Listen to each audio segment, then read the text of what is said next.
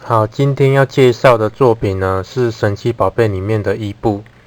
那原设计的档案呢，它有分两种，一种是一体式的，和一种是拆件式的。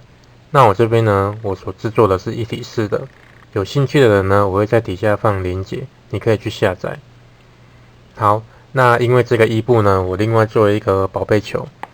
那有列印过 3D 列印机的人，应该会知道说，你要列印一个圆球形的物件呢，难度其实是蛮高的。你可能要不支撑又印得漂亮，或者是你支撑又要印得漂亮，这两种其实在列印的过程、设定等等的，是难度蛮高的。那所以呢，我做了一个动作，就是把它拆件。拆件完之后呢，它的列印呢会变得容易的许多，你会印得比较漂亮一点。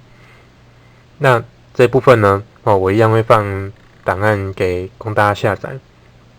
那如果说你觉得说你非常有信心，或者是你对印圆球形非常擅长，你可以留言告诉我，我可以把圆球形的档案提供给你。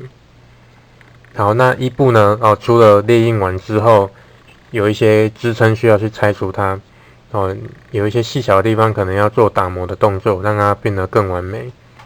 那上色的部分呢，需要花一点心思，特别是脸部、眼睛啊，或者是眉毛、嘴巴这一部分是最不好处理的。